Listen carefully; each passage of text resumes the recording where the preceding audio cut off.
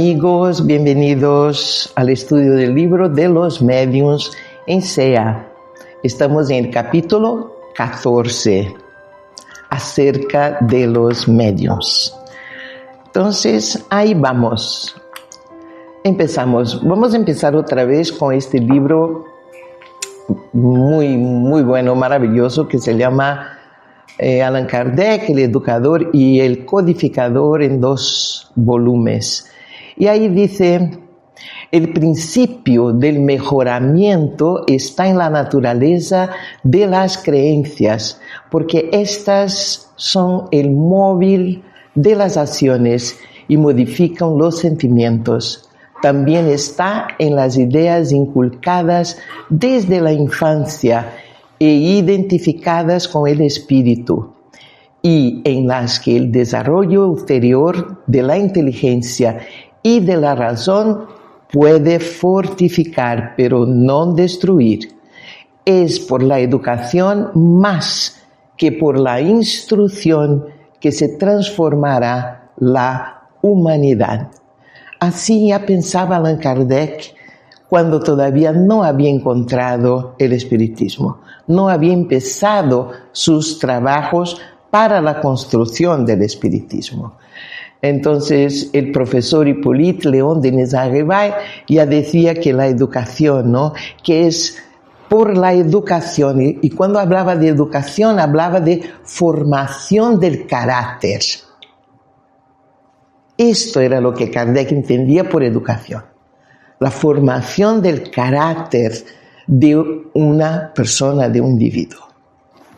Los sentimientos, las virtudes y las bases ético-morales que se iba a ofrecer a la persona.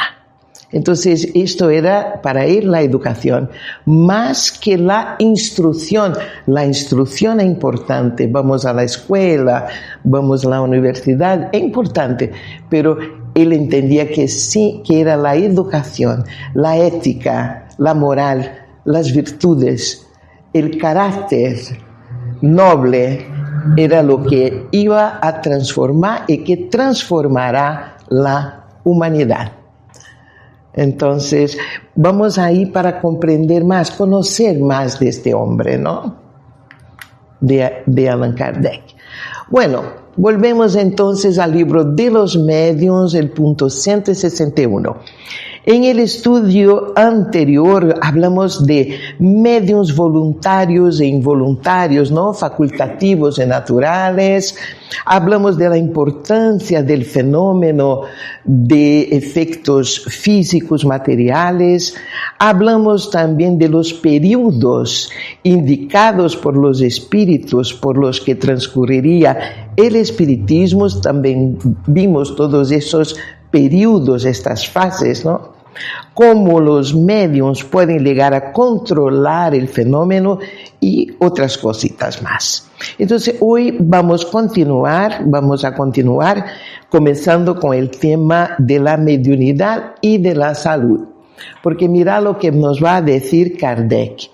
Esta facultad no constituye de por sí el indicio de un estado patológico, porque había, en esta época, principalmente de Kardec, había mucha gente que argumentaba que la mediunidad llevaba a enfermedades físicas y mentales, principalmente. Entonces nos dice Kardec: el indicio de un estado patológico, ya que no es incompatible con la salud perfecta. Si aquel que la posee está enfermo, eso se debe a una causa ajena a la mediunidad. Por eso los recursos terapéuticos empleados son impotentes para hacerla desaparecer. Porque claro, ¿cuánta gente? Me imagino que hay mucha gente y también muchos médicos que hasta hoy, cuando les buscan personas a relatar fenómenos que pasan con ellas, inmediatamente dice: bueno, vamos a ver unas pastillas, unas medicinas, y esto se va, lo quitamos. esto se va a desaparecer. Y ahí dice Kardec, si tenemos ahí en este caso la mediunidad, disculparme, pero no se puede, esto es impotente para hacer que la mediunidad o que esos fenómenos desaparezcan, ¿no? En algunos casos puede surgir después de una cierta debilidad orgánica, pero esta nunca es su causa eficiente. Vamos a ver ahí qué dice más. Ahí tenemos a Divaldo Franco, una foto de Divaldo expeliendo, se dice expelir, irradiar. Como excretar. Excretar, exacto. El ectoplasma o el fluido vital por las narinas, ¿no? Narices, sí, los narinos, las narices. Pues aquí se puede ver, ¿no?, que está ahí en un fenómeno de ectoplasmia, ¿no? Un fenómeno de materialización. Entonces, aquí lo tenemos. No existe, por lo tanto, desde el punto de vista de la salud, ninguna razón para inquietarnos. La mediunidad solo podría causar algún problema si el sujeto que la posee, abusara de ella después de haberse convertido en medium facultativo, porque en ese caso podría haber una emisión demasiado abundante de fluido vital, con el consecuente debilitamiento del organismo. Entonces, mira, la mediunidad es una facultad que debe ejercerse con equilibrio. Es lo que Kardec nos está a decir. Sea cualquier facultad que sea, cualquier tipo de mediunidad. Aquí estamos hablando, Kardec nos está hablando de la mediunidad de efectos físicos, pero cualquier otra, siempre con equilibrio. El medium no puede abusar de ella porque realmente puede llegar a enfermarse. Entonces, vamos a pensar en aquellos mediums que atienden, por ejemplo, a decenas de personas todos los días, porque los hay. Hay personas así, hay medios de este tipo. Entonces, ese trabajo genera un desgaste considerable y con el tiempo puede provocar un debilitamiento tanto físico cuanto psíquico. Un caso conocido, un caso que es muy interesante, es de João de Deus en Abadiânia, en Brasil. Yo estuve ahí personalmente 2 veces y me recuerdo muy bien que la primera vez que estuve ahí, en un día él había atendido a 2,000 personas. Sí. Y yo pregunté porque era una masa de personas enorme, con una organización que ustedes no pueden imaginar, porque todos pasaban delante de él. No estaba solo, él se quedaba mediunizado durante horas, pero tenía una corriente al lado de él. Ahí, cuando entrábamos en la cola para pasar delante de él, había en sus laterales mediums que estaban a donar ectoplasma todo el tiempo, donar estos fluidos, estas energías todo el tiempo. Y además de estos medios principales, había más al principio una, 2, 3, 4, tal vez 5 decenas de personas también en la corriente. Yo fui a ser parte de la corriente. Me preguntaron si yo quería sentar en la corriente, digo sí. Y me dijeron, bueno, vas a estar en la corriente durante 4 horas. Yo digo, no pasa nada, yo quiero probar. Y fui ahí y me senté en la corriente. Era muy desgastante, porque cuando se termina uno está realmente muy cansado. Pero este hombre sentado ahí mediunizado y a donar esta energía. Entonces, a 2,000. Y llegaba a días, fue lo que nos dijeron después, a 3,000 personas podía llegar. Entonces, Entonces son esos... Al final. Puede esperar, Ramón, hasta llegar al final. Recuerda, ya no te olvides de tu pregunta. Pero este era un caso, pero vamos a ver que, por ejemplo, que interesante observar que medios como Chico Xavier, como Divaldo Franco, mantenían horarios definidos y muy equilibrados, ¿no? Muy disciplinados en su trabajo mediúnico, de psicografía, por ejemplo, ¿no? Sus trabajos tenían una disciplina muy rigurosa. Entonces ellos comprendían que la mediunidad, como cualquier otra facultad humana, tiene límites y necesita ser administrada con mucha responsabilidad. Entonces también por esas razones es tan importante estar vinculado a un grupo mediúnico. Ay, es que no puedo hacer en casa. Vamos a ver. Entonces, hay razones importantes para estar vinculado a un grupo mediúnico. En un centro espírita serio, ¿no? Y nos referimos, cuando decimos un centro espírita serio, nos referimos ahí a una institución que procura seguir fielmente los principios de la doctrina espírita codificada por Allan Kardec. Entonces, estar vinculado a este grupo, después vamos a ver por qué hay un intercambio de energías. Se dona, pero también se recibe. Entonces vamos a ver esto un poquito más adelante. Por hablar de centro espírita serio, nosotros habíamos hablado, Ramón, tú recuerdas de este libro, Dimensiones Espirituales del Centro Espírita. Entonces ahí en este libro dice que demuestra este libro, ¿no? Con base en una extensa y rica bibliografía, que el centro espírita no es solamente una construcción física adecuada a las necesidades de naturaleza educativa, sino sobre todo una edificación espiritual. Cuando entramos en SEA, tenemos que recordarnos de estas dos dimensiones. Y las dos dimensiones significa que si empezamos un trabajo, no estamos solos.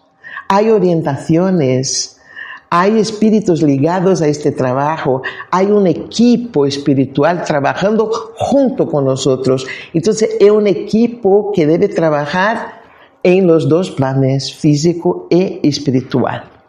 Bueno, y dice cuyas bases deben estar cimentadas sobre la roca de la espiritualidad, de donde nacen las legítimas realizaciones para el engrandecimiento moral de las criaturas humanas.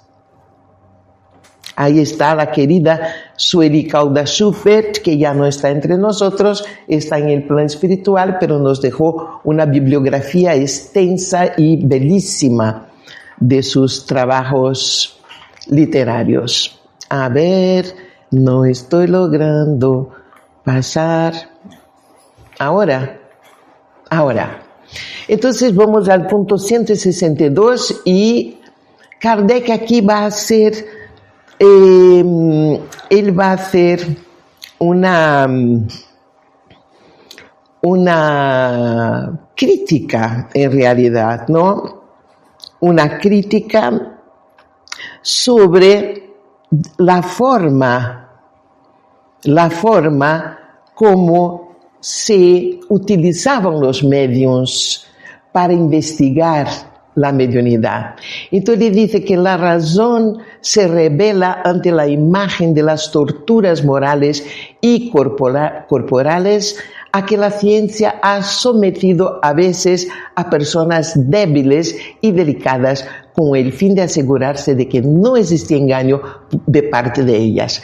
Esas experimentaciones hechas con mala intención, la mayoría de las veces, son siempre perjudiciales para las organizaciones sensitivas, incluso pueden ocasionar graves desórdenes en la economía orgánica. Realizar semejantes pruebas es jugar con la vida. Porque claro, si estamos diciendo que la mediunidad tiene que hacerse con equilibrio. Estas experimentaciones en laboratorio de horas y horas, de días y días, llevaba las personas al límite y realmente se estaba jugando con la vida de estas personas, con su equilibrio orgánico. El observador, dice Kardec, de buena fe no necesita emplear esos medios. Aquel que está familiarizado con fenómenos de esa especie sabe además que corresponden al orden moral más que al físico y que sería inútil buscar su solución en nuestras ciencias exactas. Claro, entonces Kardec hace esa crítica. Entonces ya sabemos que en su tiempo, durante muchos años, los médiums eran sometidos a esas prácticas extremadamente invasivas y los ataban, vendaban los ojos, hacían un montón de cosas, ¿no? Los llevaban ahí a los laboratorios y etcétera. Los sometían a largos interrogatorios. Nosotros ahí haciendo nuestras investigaciones, nuestros estudios, ¿no? Encontramos un relato de un médium que fue sometido a un interrogatorio de más de 200 preguntas, mediunizado, porque este señor que le hacía las preguntas quería saber si realmente lo que estaba ahí a responder era su papá. Y era su papá. Pero él quería tener certeza de la certeza de la certeza, entonces ha sometido este medium a horas, ¿no? Ahí a responder más de 200 cuestiones, 200 preguntas para saber si era realmente su papá. Entonces Kardec dice, claro, la persona que tiene realmente una intención seria no va a proceder de esta forma. Entonces se trata en muchos casos de auténticas situaciones de agotamiento físico y mental, y de llevar al límite, ¿no?, un medium.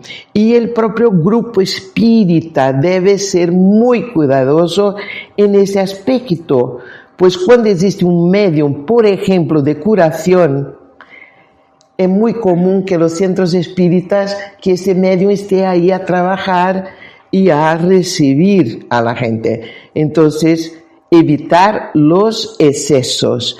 Y por eso voy a volver un poquito aquí, porque quiero decir que además de pertenecer a un grupo espírita y participar regularmente de las reuniones mediúnicas, ahora estamos hablando de los mediums ostensivos, esto representa una forma también de protección y apoyo.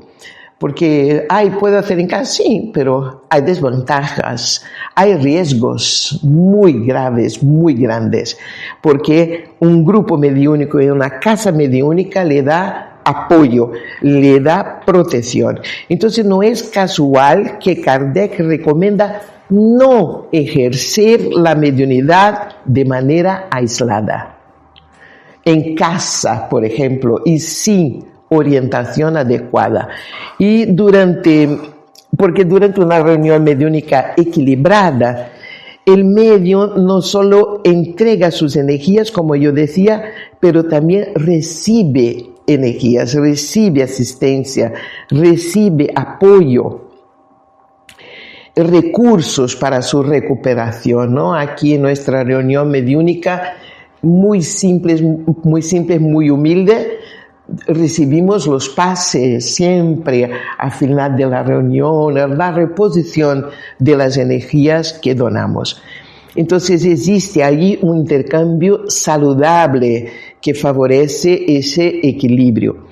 Pero cuando el medium actúa solo, o a veces también acompañado de una persona de la familia, de un amigo que lo ayuda, que está ahí a ayudar, a participar, pero muchas veces la persona también no está muy bien preparada, no tiene conocimientos, entonces no tiene esta preparación necesaria, ¿no? Y ahí, como decía, Kardec puede ir debilitándose poco a poco, tanto física como psíquicamente, como espiritualmente, debido a esa utilización inadecuada de sus recursos. Entonces podemos ver a los médiums que trabajan en casa, solos, de esta forma, muchas veces estar involucrados con espíritus que los explotan. Y muchas veces estas personas quieren ir a veces a un grupo espírita, asociarse y no logran, entran y se van. Empiezan y no logran quedarse, no por ellos, es que los espíritus que lo explotan, o que la explotan, que ya están ahí, no lo dejan, porque están confortables, así está bien la situación. Entonces hay un riesgo, esto es bueno decir, ¿no? Subrayar, hay un riesgo muy grande. Bien, entonces, adelante. Esas son algunas de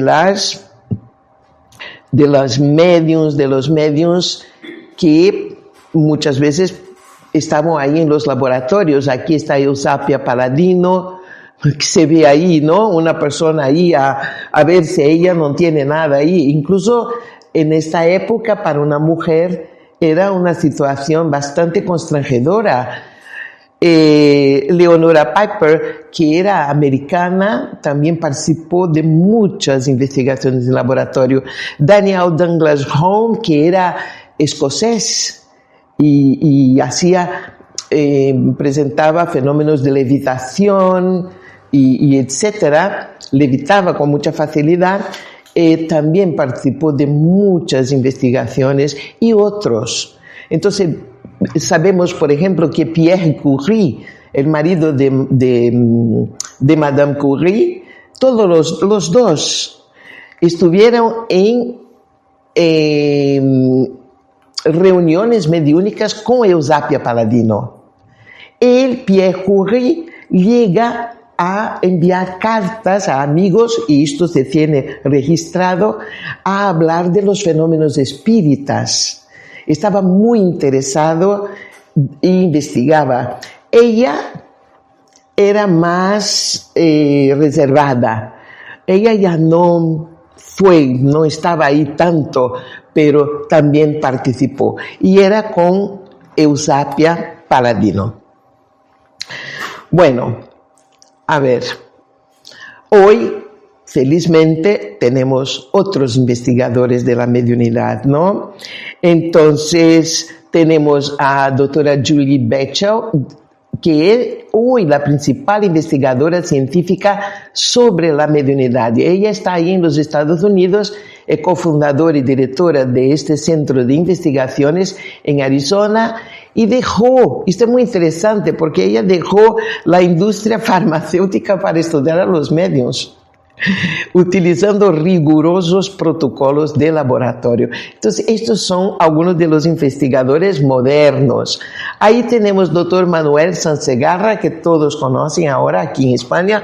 No es un investigador directamente de la mediunidad, pero está haciendo un trabajo fenomenal para llevar a la ciencia a la conciencia de lo que él llama de supraconciencia, ¿no? Despertar la ciencia aquí en España para el hecho de que hay una conciencia en nosotros que sobrevive a la muerte y que él llama de supraconciencia. Estamos aquí con doctor Alejandra Moreira Almeida, que ha logrado cosas importantísimas, porque él es da parte de psiquiatría y ha logrado publicar sus papers, como se dice, ¿no?, en revistas internacionales importantísimas. Y empezó junto con Rupert Sheldrake un movimiento que se llama Movimiento por una Ciencia Postmaterialista.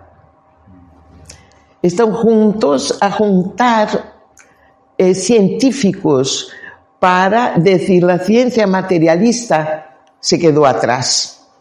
vamos a camino de una ciencia postmaterialista, ¿no? Para no decir una ciencia espiritualista, porque la ciencia, ¿no? Puede causar temblores. Entonces, son muy elegantes para poner las cosas sin aterrorizar a los otros, ¿no?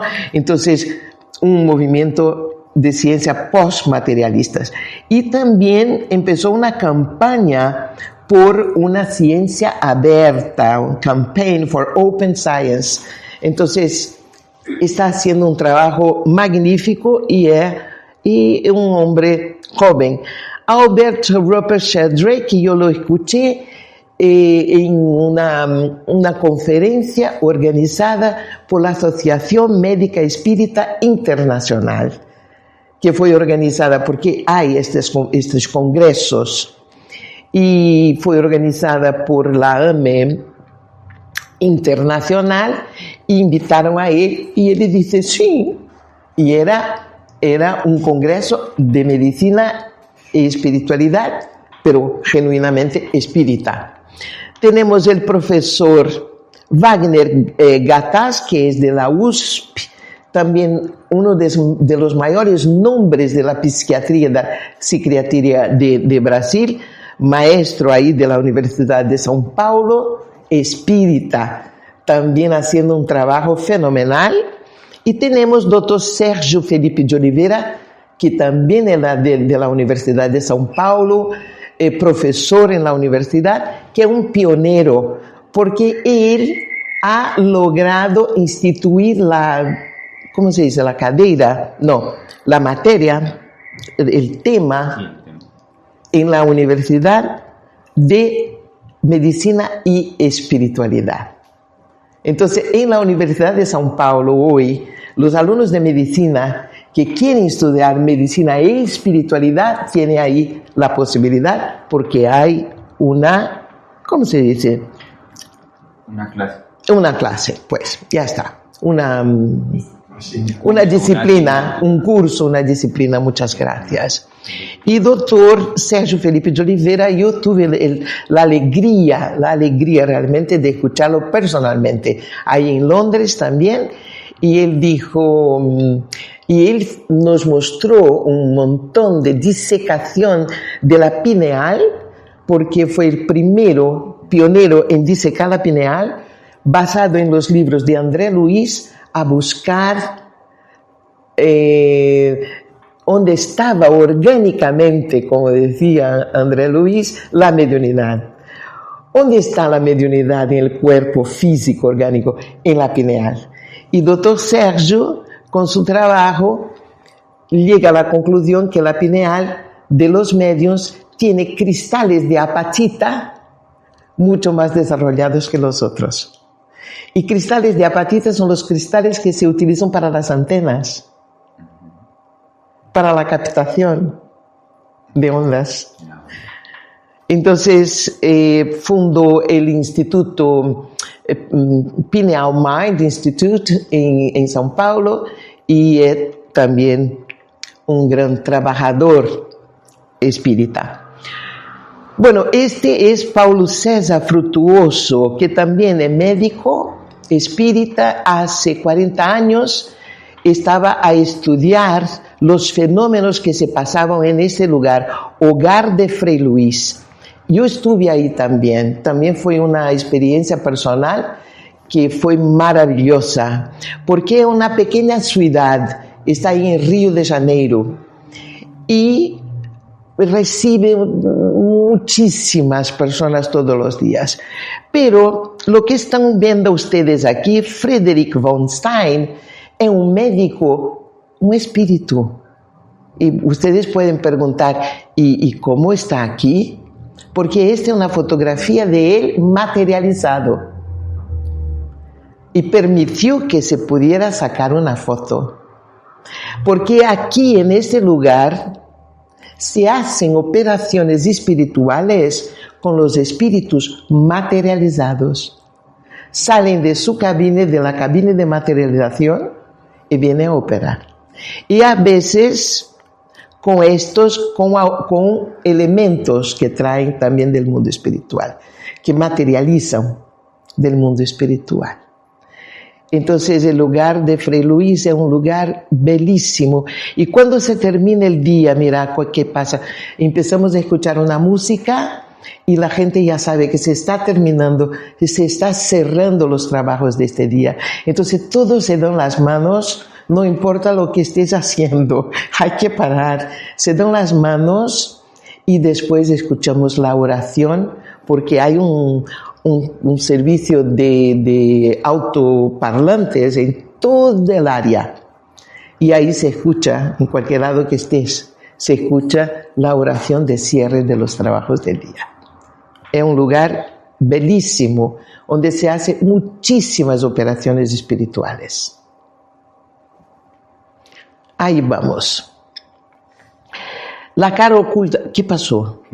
Las fuentes de agua. Ah, las fuentes de agua, claro. ¿Qué aguas son esas? ¿Qué te parece, Ernesto? Fluidificadas, claro. Ahí está la gente. Pueden llevar el agua para casa, tomarla allí, ¿no? Son fuentes de agua fluidificada. Y esto, La cara oculta de la medicina, es un documental que se puede ver en Disney. ¿Cómo se llama eso? Disney Plus. Un documental sobre el trabajo del doctor Paulo César y el hogar de Fray Luis. Entonces se llama La fase oculta de la medicina. Porque este hombre también está haciendo un trabajo extraordinario de concientización de los médicos y de la ciencia.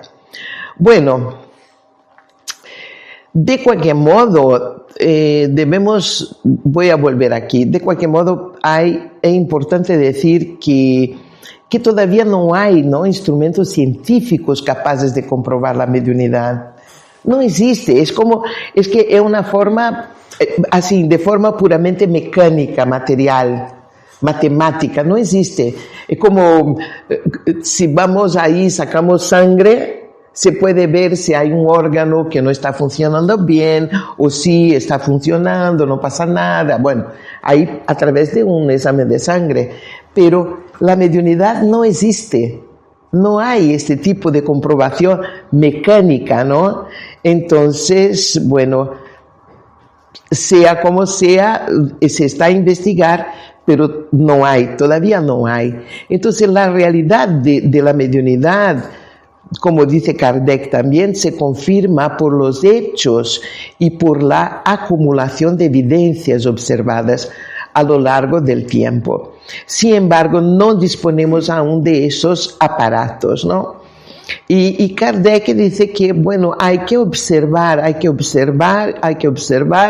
y concluir, porque la realidad está ahí.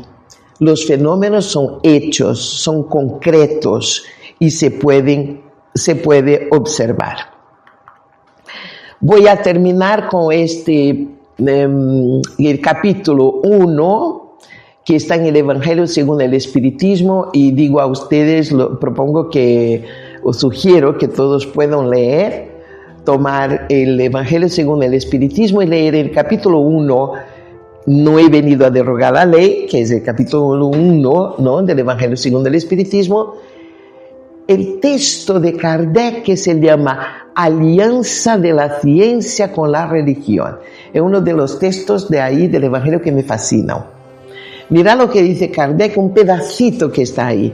Y ahí terminamos. La ciencia y la religión son las dos palancas de la inteligencia humana. Una revela las leyes del mundo material, la otra las leyes del mundo moral. Con todo, dado que ambas tienen el mismo principio, que es Dios, no pueden contradecirse, porque vienen de un mismo principio. Si una fuera la negación de la otra, entonces necesariamente una estaría equivocada y la otra tendría razón. Porque no es posible que Dios quisiera destruir su propia obra, poner ahí un virus que pudiera desechar, ¿no?, borrar su propia obra, destruir su propia obra. La incompatibilidad que se ha creído ver entre esos dos órdenes de idea se debe a una falta de observación y al sobrado exclusivismo de una y de otra parte. De ahí el conflicto del que ha nacido la incredulidad de la ciencia y la intolerancia de la religión. Entonces, pido a ustedes que vuelvan allí y para leer este texto que es genialísimo. Kardec ahí fue más que genial.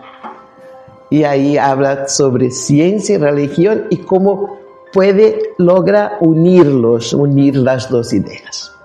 Muy bien, amigos, muchísimas gracias. Por ahí nos quedamos hoy. Gracias.